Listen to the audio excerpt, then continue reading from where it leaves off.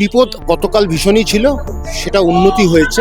উতরাই চড়াই হলেই কিন্তু বিপদ। 2015-তে ওনার একটা ম্যাসিভ স্ট্রোক হয়েছিল। কোন উঠোন থেকে কোন দাবি উঠছে, কোন স্লোগান উঠছে, তাতে আমি একটুও চিন্তিত নই।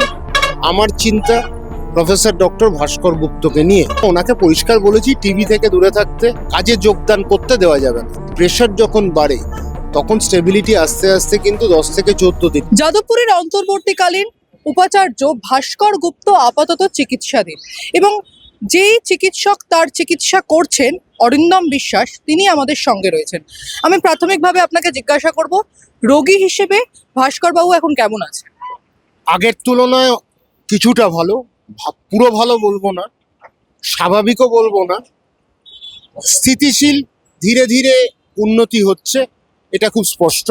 এবং একটা কথা হচ্ছে, প্রেশারটা গতকাল যেরকম একটা ভীষণ বেশি হয়ে গেছিল, বৃদ্ধি পেয়েছিল, সেইটা কমেছে অনেকটা। এটা আমরা ধীরে ধীরেই কমাই।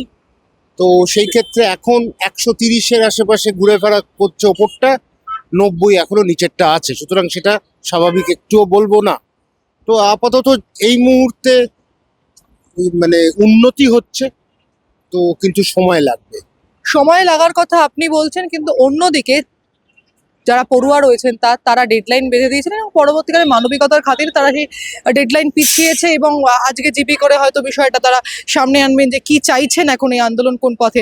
আমি আরো একটা বিষয় জানতে চাইবো যে সোমবার দিন আপনি ওনার বাড়ি যান এবং তখন ওনাকে দেখেন, তার থেকে কিছুটা বেটার হয়েছে নাকি একই রকম রয়েছেন উনি?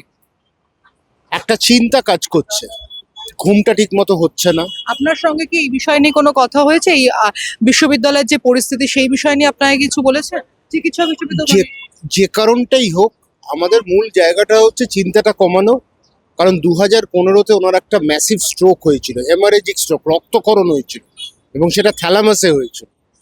সুতরাং সেখানে যখনই রক্তচাপ বৃদ্ধি হয় তখন এই সুযোগ নেওয়া যায় না, মানে এটাকে সহজভাবে নেওয়া উচিত না।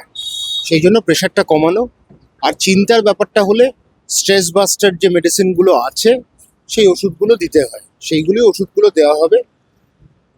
আমরা বাকি এমনি কার্ডিয়াক ইস্যুটা ঠিক আছে, কার্ডিওলজিস্ট দেখে বলেছেন ভবিষ্যতে একটা সিটি এনজিও লাগবে। আর এমআরআইতে নতুন কিছু আসেনি, আর বাকি রিপোর্টসগুলো সেরকম কিছু খারাপও নয়। কিন্তু প্রেশারটা যতক্ষণ না কমছে বা একেবারে স্টেবল থাকছে, এবং এই প্রেশার যখন বাড়ে তখন স্টেবিলিটি আস্তে আস্তে কিন্তু 10 থেকে 14 দিন, কারণ আমরা ধীরে ধীরে কমাই। একটাই যেটা হঠাৎ কমাই না এই কারণে, কারণ আবার একটা স্ট্রোক হতে পারে। তো সেই ক্ষেত্রে খুব ফাইন ব্যালেন্স এটা। তো এই ফাইন ব্যালেন্সের মধ্যেই আমাদের কাজটা করতে হবে, ব্যালেন্সটা রেখে, ভারসাম্য রেখে। তো সুতরাং কে কি বলছে, কোন উঠোন থেকে কোন দাবি উঠছে, কোন স্লোগান উঠছে, তাতে আমি একটুও চিন্তিত নই। আমার চিন্তা প্রফেসর ডক্টর ভাস্কর গুপ্তকে নিয়ে, কারণ উনি আমার রোগী। আমার আর ডক্টর অনিমেষকর যিনি নিউরোলজিস্ট, ওনার দুজনের সাথে আছে, আর বাকি রেফারেলগুলো করা হয়েছে। তো ফিজিওথেরাপি আমরা শুরু করেছি, সময়টা লাগবে। এই যে প্রেশারটা কমছে না আপনি বলছেন, এটা কি কন্টিনিউয়াস একটা চিন্তার কারণে? এটা এটা হতে পারে, এটা কোনো অসম্ভব কিছু না, মাল্টিফ্যাক্টোরিয়াল বিষয়টা, কিন্তু এটা একটা অন্যতম কারণ এর মধ্যে। কিন্তু এটাও ঠিক কথা, আপনি যে কথাটা বলছেন, যে এখন ওনাকে ডাক্তার হিসেবে পরিষ্কার কথায় 10 থেকে 14 দিন সময় লাগবে, এটা স্বাভাবিক হতে। কারণ প্রেশারটা একভাবে একরকম থাকবে, উতরাই চড়াই হলেই কিন্তু বিপদ। সেই উতরাই চড়াই যাতে না হয় সেই বিষয়টাকে আমরা দেখছি। সেই বিপদটা কি এখনো কাটেনি? এই বিপদের কথা আপনি বলছেন। বিপদ গতকাল ভীষণই ছিল, সেটা উন্নতি হয়েছে, এখন আশঙ্কাটা কম। কিন্তু এটা সহজভাবে রাখা কোনো জায়গা নেই, কারণ এটা আবার বাড়তে পারে, একটা ছোটোখাটো ট্রিগার হলেই বাড়তে পারে। সুতরাং ওনাকে পরিষ্কার বলেছি টিভি থেকে দূরে থাকতে, মোবাইল থেকে দূরে থাকতে, লোকজনের সাথে এই বিষয় নিয়ে বেশি, একই বিষয় নিয়ে না কথা বলতে। বিষয়গুলো বদলালে কিন্তু মানুষের চিন্তার পরিবর্তন হয়, সেই চিন্তার পরিবর্তনটা দরকার।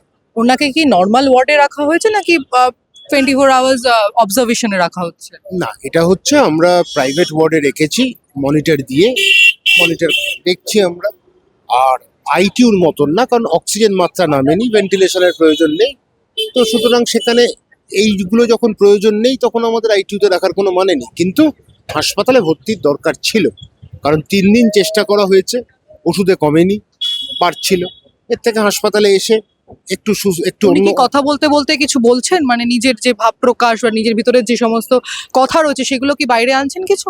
এখনো পর্যন্ত সেরকম কথা বলতে দেওয়া হচ্ছে না, পরিষ্কার কথা। ওনাকে বলা হয়েছে উনি কথা বলুক, আস্তে আস্তে বলুক, অন্য বিষয় বলুক, যাদবপুর বিষয় নিয়ে এখন না বলাই ভালো। এই জন্য রেস্ট্রিকশন অফ ভিজিটার্স করা হয়েছে, যে বেশি কথা বললে বাড়ির লোক বাড়ির লোক ছাড়া ওনার অন্যরকম চিন্তা ভাবনা আসবে। কতদিন ওনাকে এখন অবজারভেশনে রাখা হবে যদি সর্বশেষ কয়েকটা জিজ্ঞাসা দিন তো বটেই, 3-4 দিনের তো বটেই। তারপরে অবস্থা বুঝে ব্যবস্থা, যদি একেবারে স্বাভাবিক সবকিছু হয়ে যায় তখন ঠিক আছে বাড়ি পাঠানো যাবে, কিন্তু বাড়ি পাঠিয়েও কাজে যোগদান করতে দেওয়া যাবে না। কিছুদিন বাড়িতে কিন্তু বিশ্রামে থাকবেন। একদমই, অসংখ্য ধন্যবাদ আপনাকে। সরাসরি ডাক্তার অরিন্দম বিশ্বাসের সঙ্গে আমরা কথা বললাম, যিনি প্রফেসর অর্থাৎ যাদবপুরের যিনি ভিসি, তার যে চিকিৎসা সেই চিকিৎসার দায়িত্ব সামলাচ্ছেন এবং তার বাড়িতে গিয়েও তিনি চিকিৎসা করেছেন, সেই আপডেট আপনাদের সামনে তুলে ধরলাম। বিস্তারিত আপডেটের জন্য চোখ রাখতে হবে দ্য ওয়ালের পর্দায়। ক্যামেরায় সৌম্যদীপের সঙ্গে প্রীতি, দ্য ওয়াল, কলকাতা।